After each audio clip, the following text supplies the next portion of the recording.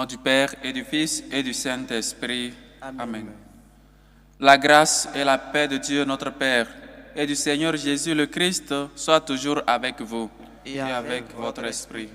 Chers frères et sœurs, nous sommes encore réunis pour rendre grâce à Dieu pour tous ses bienfaits dans nos vies.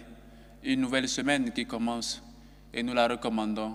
Nous la mettons dans les mains du Seigneur afin que lui-même puisse être celui qui nous guide pour être notre guide durant toute la semaine.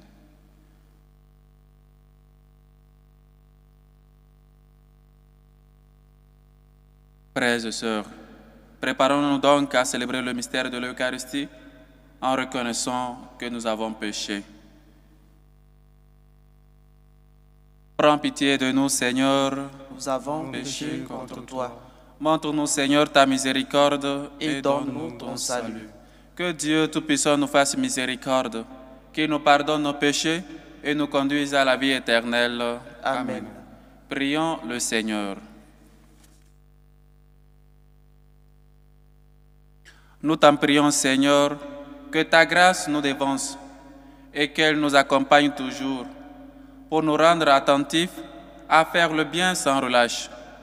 Par Jésus-Christ, ton Fils, notre Seigneur, qui vit et règne avec toi dans l'unité du Saint-Esprit, Dieu, pour les siècles des siècles. Amen. Amen.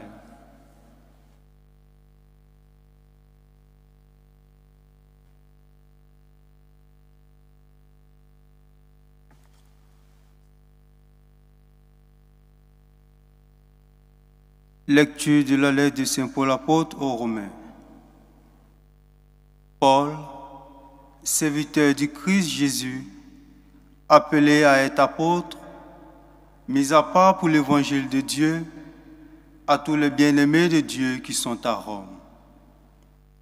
Cet évangile que Dieu avait promis d'avance par ses prophètes dans les Saintes Écritures concerne son Fils qui, selon la chair, est né de la descendance de David et, selon l'esprit de sainteté, a été établi dans sa puissance de Fils de Dieu par sa résurrection d'entre les morts, lui, Jésus-Christ, notre Seigneur. Pour que son nom soit reconnu, nous avons reçu par lui grâce et mission d'apôtre, afin d'amener à l'obéissance de la foi toutes les nations païennes dont vous faites partie, vous aussi que Jésus-Christ a appelé. À vous qui êtes appelés à être saints, la grâce et la paix de la part de Dieu notre Père et du Christ et du Seigneur Jésus-Christ. Parole du Seigneur. Nous rendons grâce à Dieu. Le Seigneur a fait connaître son salut. Le Seigneur a fait reconnaître son salut. Chantez au Seigneur un chant nouveau, car il a fait des merveilles. Par son bras très saint, par sa main puissante, il s'est assuré la victoire. Le Seigneur a fait connaître son salut. Le Seigneur a fait connaître sa victoire et révélé sa justice aux nations. Il s'est rappelé sa fidélité, son amour en faveur de la maison d'Israël. Le Seigneur a fait connaître son salut. La terre tout entière a vu la victoire de notre Dieu. Acclamez le Seigneur, terre entière, sonnez, chantez, jouez. Le Seigneur a fait connaître son salut.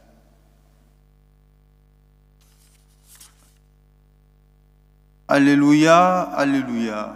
Alléluia, alléluia. Aujourd'hui, ne fermez pas votre cœur, mais écoutez la voix du Seigneur. Alléluia, alléluia.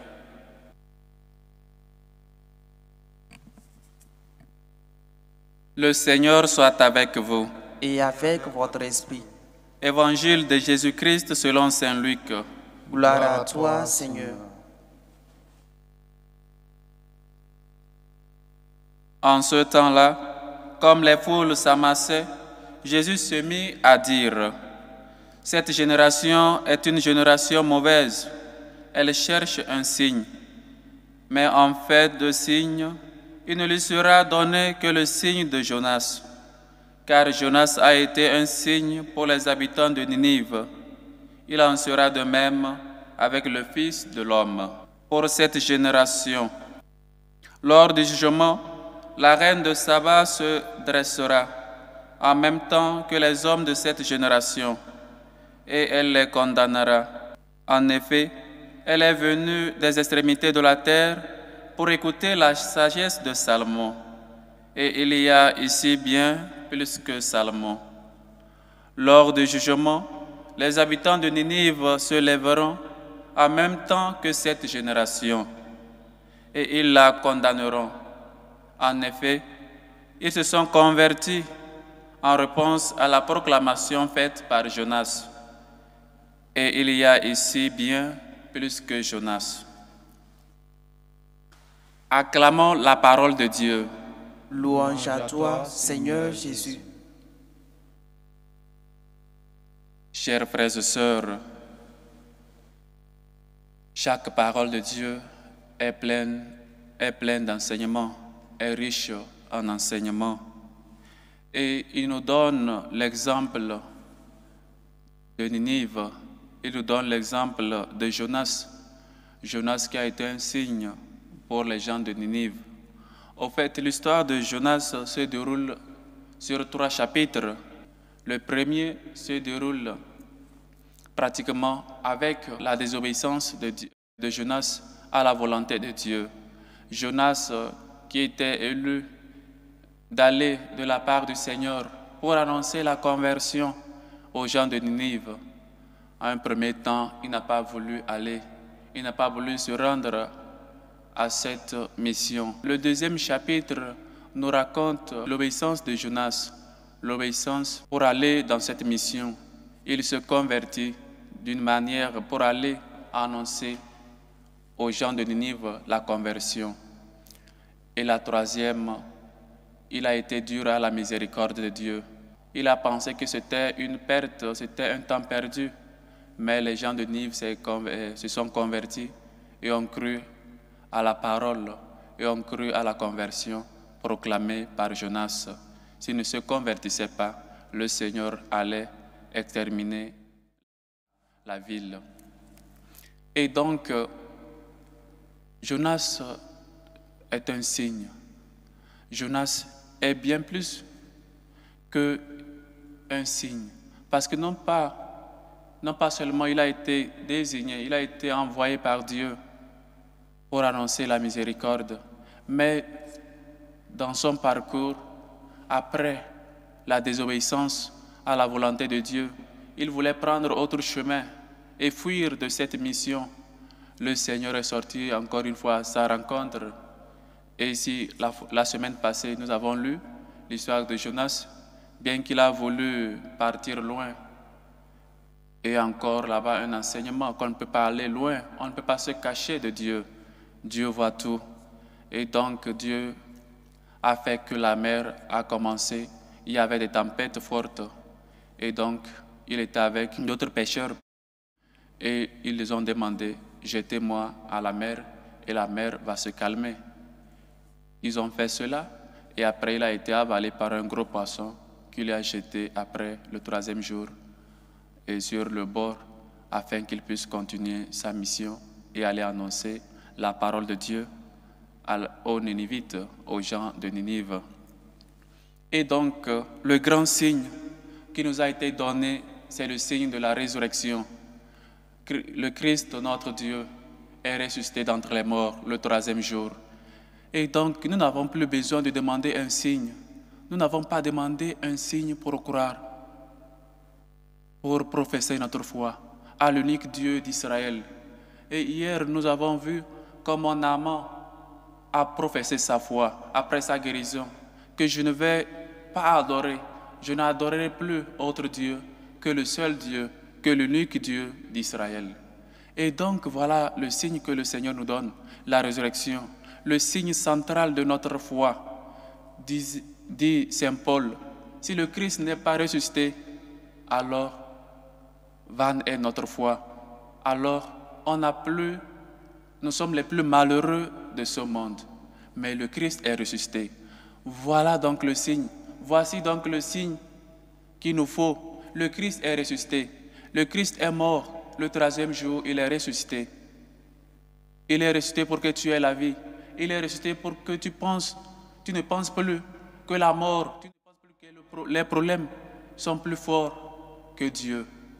Que Dieu est un Dieu qui a souffert pour toi, qui est mort pour toi et qui est ressuscité afin que tu penses, afin que tu aies la vie éternelle, afin que tu ne penses plus que c'est fini pour toi. La condition dans laquelle tu es, tu penses que c'est fini pour toi, tu penses que tu vas succomber. Non, aie toujours confiance. Le Seigneur n'a plus besoin de nous montrer un autre signe. Il nous a tant montré. Il nous a parlé par les prophètes. Il a envoyé les prophètes. Il a envoyé les prêtres pour te dire qu'il y a la résurrection. Il est la résurrection. Il est la vie. Il est le chemin. Et donc, n'aie pas peur. Saint Jean-Paul II, dans toute sa période comme pape, n'a cessé de chanter « N'aie pas peur, n'ayez pas peur. Le Christ est mort pour toi. » C'est le signe central de notre foi. Donc, la mort n'a plus de pouvoir sur nous. Nous n'avons plus besoin d'un autre signe pour croire en Dieu, pour professer notre foi, pour revenir rendre grâce. Chers frères et sœurs, si nous ne croyons pas, c'est parce que tout simplement nous ne voulons pas, c'est parce que nous n'avons pas la foi. Mais dire qu'on veut un signe, que le Seigneur doit nous montrer si vraiment on doit croire ou pas, ou le Seigneur doit me faire passer cet examen, le Seigneur doit me faire trouver ce travail avant que je ne puisse croire en lui. C'est tout simplement parce que tu n'as pas foi. Soit tu es ce fils-là ingrat qui ne reconnaît pas la main de Dieu, qui ne reconnaît pas que Dieu a tant souffert pour toi, que Dieu est mort pour toi et il est ressuscité. Si le Christ n'est pas ressuscité, nous sommes les plus malheureux du monde. Mais le Christ est ressuscité. Voici donc le grand signe que nous les chrétiens, nous célébrons, nous annonçons et nous chantons. Le Christ est ressuscité. Mort, où est ton pouvoir? Mort, où est ta force? Le Christ est ressuscité, chers frères et sœurs. Nous n'avons plus besoin d'autres signes. Il faut croire. Crois que l'examen que tu vas passer, tout ira bien. Crois que le travail que tu cherches, tu l'auras. Crois que la maladie, crois que la souffrance, les souffrances que tu souffres seront quittées, seront réduites. Que le Seigneur est docteur des corps et des âmes. Et donc, il est ressuscité d'entre les morts. Chers frères et sœurs, je nous invite à lire les 3 chapitres de Jonas. Ce n'est pas un livre seulement 3 chapitres. Voir comment les Ninivites, les gens de la Ninive ont cru à la parole de Dieu transmise par Jonas. Si vous ne vous convertissez pas, je vais anéantir, je vais vous supprimer de la surface de la terre. Et donc les Ninivites ont pris au sérieux l'enseignement de Dieu. Et toi, tu prends au sérieux l'enseignement de Dieu, tu prends au sérieux ce que ton prêtre, ce que ton curé te dit dans les célébrations eucharistiques. Et je me souviens quand j'étais servant d'hôtel chez moi, sur ma paroisse, il y a des mamans, il y avait des gens, ce n'est pas seulement des mamans, il y avait seulement des hommes, ils te demandaient qui célèbre aujourd'hui. Tu lui dis le curé, soit c'est la semaine du curé, c'est la semaine du vicaire, et il dit c'est le curé, alors je ne vais pas à l'église aujourd'hui. C'est le vicaire, non, je ne vais pas. Vous voyez tout comme on allait à l'église pour le prêtre. On allait à l'église parce que le prêtre me plaît, parce que le prêtre dit des bonnes choses. Tu vas à l'église parce que le Seigneur te parle, pas le prêtre. Tu vas pour prier, tu vas pour être en contact avec ton Créateur, avec celui-là qui est ressuscité d'entre les morts et qui est le signe central de notre foi. Tu ne vas pas pour le prêtre, tu ne vas pas pour le curé, tu ne vas pas pour le vicaire. Le pape, les évêques, les prêtres, les diacres, les catéchistes ne sont pas des gens pour lesquels nous allons à l'église. Nous allons à l'église pour rencontrer Dieu. Et donc, nous ne pouvons pas dire, c'est le curé qui célèbre, je ne vais pas à la messe. C'est le vicaire qui célèbre, je ne vais pas à la messe. C'est le premier vicaire, c'est le deuxième vicaire. Si maintenant, s'il y a, et peut-être lors des fêtes, on est à la porte pour regarder comment ça se passe, et après on disparaît. C'est quoi encore on cherche? Quel signe Dieu doit te montrer, Dieu doit te donner pour que tu crois en lui, pour que tu professes ta foi en lui. Et des gens qui ont été entre-temps, comme il nous dit souvent, c'est nous qui avons fait l'église, c'est nous qui sommes les premiers chrétiens, et maintenant, ils ne vont plus à l'église. Quel signe tu as voulu que le Seigneur te donne et il ne t'a pas donné? Tu croyais vraiment en la résurrection de Dieu, du Fils de Dieu? Chers frères et sœurs, croyons à la résurrection. Nous n'avons plus besoin que Dieu nous donne autre signe. Il a envoyé son Fils unique, mort, ressuscité, pour que tu aies la vie et que tu l'aies en abondance. Et donc, n'ayez pas peur. Et donc, nous sommes les plus heureux parce que le Christ est ressuscité. Si le Christ n'était pas ressuscité, alors nous serions, comme dit l'apôtre, les plus malheureux de ce monde. Mais non, nous sommes les plus heureux parce que notre Dieu a vaincu la mort. Notre Dieu est sorti du tombeau. Notre Dieu est ressuscité. Alors, chantons, exultons. Nous n'avons plus peur. La mort ne nous fait pas peur parce que la mort, c'est seulement cette porte-là que nous passons pour être avec lui. Chers frères et sœurs, ne demande pas un signe. Le Seigneur te l'a déjà donné. Le Seigneur te le donne chaque jour. Le Seigneur te fait voir toujours qu'il est là dans ta vie. N'aie pas peur quand tu dois passer une épreuve, quand tu cherches du travail, quand cela t'est difficile d'éduquer tes enfants. Aie toujours confiance et confie-toi à la personne de Dieu qui est ressuscité d'entre les morts pour que nous ayons la vie et qui est le signe fondamental, le signe central de notre foi. Que sa miséricorde nous réconforte. Loué soit Jésus-Christ À jamais. Prions humblement, chers frères et sœurs, pour la Sainte Église catholique, pour le pape Léon, pour les évêques, les missionnaires. Prions le Seigneur. Seigneur, écoute et prends pitié. Pour les intentions portées dans cette célébration eucharistique, aux intentions de Johanna, qui prie pour elle-même et pour sa famille, aux intentions de Pauline, Achi, Ablan, Nalba, qui prie pour elle-même et pour sa sœur, aux intentions de Augustin, aux intentions de Daniel Mouzoun, aux intentions de Prudence, aux intentions de Madame Caboret, aux intentions de Brigitte Parent, qui prie pour Marie Mélina, qui passe une épreuve aujourd'hui. Que le Seigneur écoute vos humbles supplications et vous comble au-delà de vos attentes. Prions le Seigneur. Seigneur, écoute et prends pitié. Pour les dirigeants politiques, afin qu'ils prennent en compte dans leurs décisions le bien du peuple, le bien de la famille, prions le Seigneur. Seigneur, écoute et prends pitié. Pour les élections qui s'approchent dans certains pays, afin qu'elles se déroulent dans la paix, la justice et la sécurité, prions le Seigneur. Seigneur, écoute et prends pitié. Pour nos bienfaiteurs, pour ces hommes et femmes-là qui se dépensent pour la bonne cause de l'évangélisation, prions le Seigneur. Seigneur, écoute et prends pitié. Pour nous tous ici rassemblés, pour vous qui nous suivez à travers ce canal, que le Seigneur nous aide à ne plus demander de signes, à être ces hommes et femmes-là qui ont toujours confiance en lui, qui est la résurrection. Prions le Seigneur. Seigneur, écoute et prends pitié. Écoute, Seigneur, nos humbles supplications.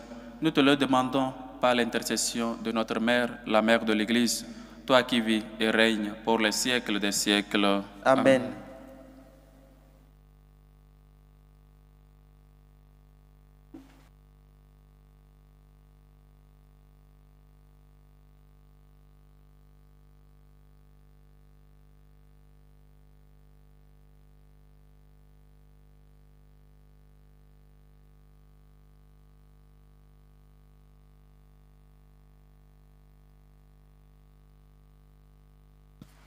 Tu es béni, Seigneur, Dieu de l'univers. Nous avons reçu de ta bonté le pain que nous te présentons. Fruit de la terre et du travail des hommes, il deviendra pour nous le pain de la vie. Béni soit Dieu, maintenant et toujours.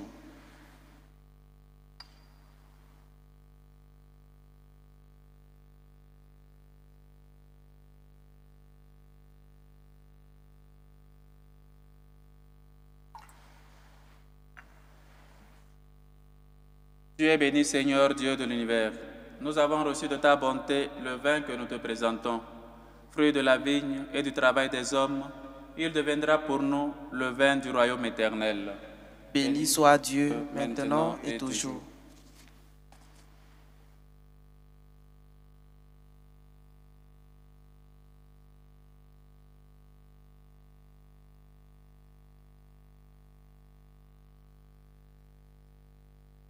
Priez, frères et sœurs, que mon sacrifice qui est aussi le vôtre soit agréable à Dieu, le Père Tout-Puissant. Que le Seigneur reçoive de vos mains ce sacrifice à la louange et à la gloire de son nom, pour notre bien et celui de toute l'Église. Avec l'offrande de ce sacrifice, accueille, Seigneur, les prières de tes fidèles. Que cette liturgie célébrée avec ferveur nous fasse parvenir à la gloire du ciel. Par le Christ, notre Seigneur. Amen. Le Seigneur soit avec vous. Et avec votre esprit, Élevons notre cœur. nous le tournons vers le Seigneur. Rendons grâce au Seigneur notre Dieu. Cela est juste et bon. Vraiment, il est juste et bon, pour ta gloire et notre salut, de t'offrir notre action de grâce, toujours et en tout lieu. Seigneur Père très saint, Dieu éternel et tout-puissant, tu n'as pas besoin de notre louange, et pourtant, c'est toi qui nous donnes de répondre à tes bienfaits en te rendant grâce. Nos chants n'ajoutent rien à ce que tu es, mais nous font progresser vers le salut par le Christ notre Seigneur. C'est pourquoi, unissons nos voix à celles des anges, nous te louons dans la joie en proclamant. Saint, Saint, Saint, le Seigneur Dieu de l'univers, le ciel et la terre sont remplis de ta gloire. Hosanna au plus haut des cieux. Béni soit celui qui vient au nom du Seigneur. Hosanna au plus haut des cieux. Toi qui es vraiment saint, toi qui es la source de toute sainteté, Seigneur, nous te prions. Sanctifie ces offrandes en répandant sur elles ton esprit, qu'elles deviennent pour nous le corps et le sang de Jésus, le Christ, notre Seigneur. Au moment d'être livré et d'entrer librement dans sa passion, il prit le pain. Il rendit grâce, il le rompit et le donna à ses disciples en disant, « Prenez et mangez-en tous. Ceci est mon corps livré pour vous. »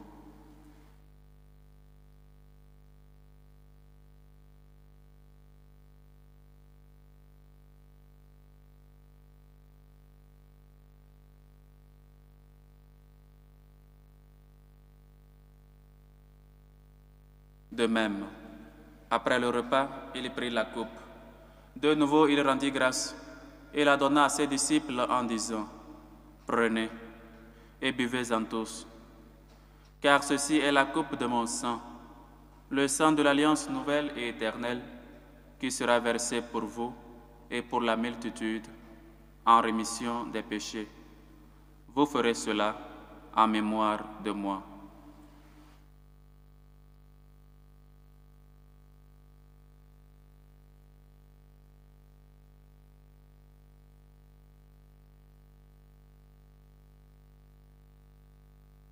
Il est grand, le mystère de la foi. Nous annonçons ta mort, Seigneur Jésus. Nous proclamons ta résurrection, nous attendons ta venue dans la gloire. En faisant ainsi mémoire de la mort et de la résurrection de ton Fils, nous t'offrons, Seigneur, le pain de la vie et la coupe du salut. Et nous te rendons grâce, car tu nous as estimés dignes de nous tenir devant toi pour te servir. Humblement, nous te demandons qu'en ayant part au corps et au sang du Christ, nous soyons rassemblés par l'Esprit Saint en un seul corps. Souviens-toi, Seigneur, de ton Église, répandue à travers le monde. Fais-la grandir dans ta charité, en union avec notre pape Léon, notre évêque José, et tous les évêques, les prêtres et les diacres.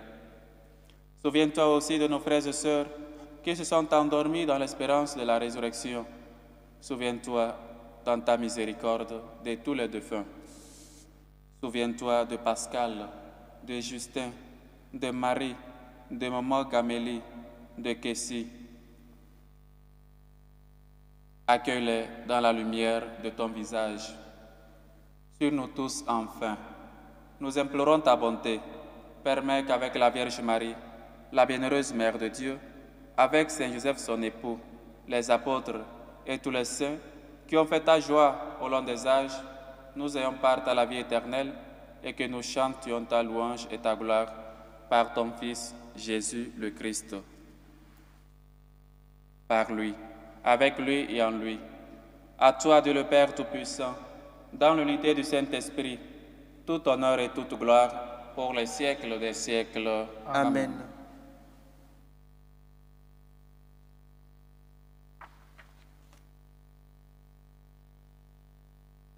Comme nous l'avons appris du Sauveur, et selon son commandement, nous osons dire, Notre Père qui es aux cieux, Que ton nom soit sanctifié, que ton règne vienne, que ta volonté soit faite sur la terre comme au ciel.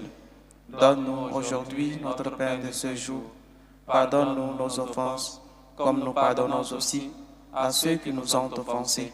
Et ne nous laisse pas entrer en tentation, mais délivre-nous du mal. Délivre-nous de tout mal, Seigneur, et donne la paix à notre temps. Soutenus par ta miséricorde, nous serons libérés de tout péché, à l'abri de toute épreuve. Nous qui attendons que se réalise cette bienheureuse espérance, l'avènement de Jésus, le Christ notre Sauveur. Car c'est à toi qu'appartiennent le règne, la puissance et la gloire pour les siècles des siècles. Seigneur Jésus-Christ, tu as dit à tes apôtres, je vous laisse la paix, je vous donne ma paix. Ne regarde pas nos péchés, mais la foi de ton Église, pour que ta volonté s'accomplisse. Donne-lui toujours cette paix et conduis-la vers l'unité parfaite, toi qui vis et règnes pour les siècles des siècles. Amen. Que la paix du Seigneur soit toujours avec vous. Et avec votre esprit. Dans la charité du Christ, donnez-vous la paix.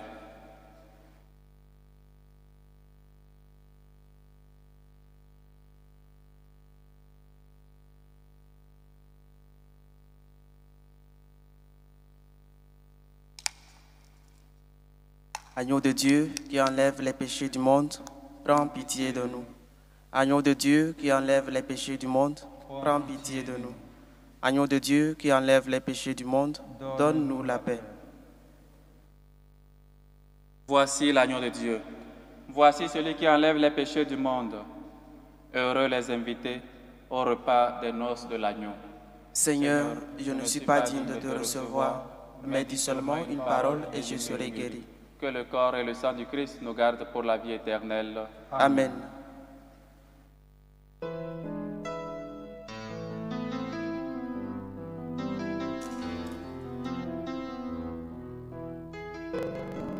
Communion spirituelle.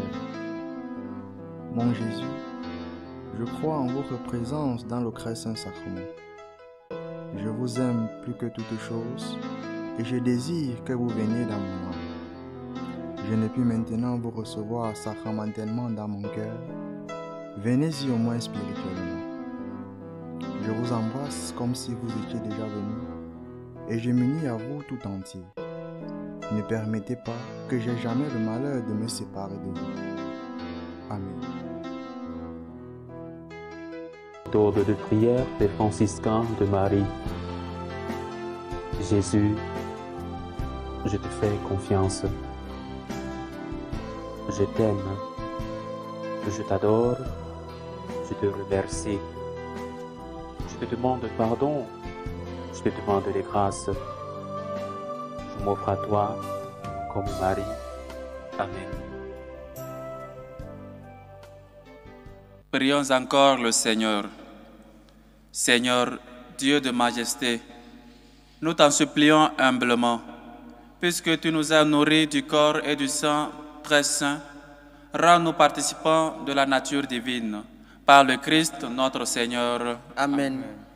Le Seigneur soit avec vous. Et avec votre esprit. Et que Dieu Tout-Puissant vous bénisse, le Père, le Fils et le Saint-Esprit. Amen. Allez dans la paix du Christ. Nous rendons grâce à Dieu. Salut aux reines, Mère de miséricorde, notre vie, notre douceur, notre espérance, salut. Nous crions vers toi, enfants d'Ève exilés. Vers toi nous soupirons, gémissant et pleurant, dans cette vallée de larmes. Ô toi, notre avocate, tourne vers nous ton regard miséricordieux, et après cet exil, montre-nous Jésus, le fruit béni de tes entrailles. Ô clémente, ô miséricordieuse, ô douce Vierge Marie. Amen. Priez pour nous, Sainte Marie, Mère de Dieu, afin que nous soyons rendus dignes des promesses du Christ.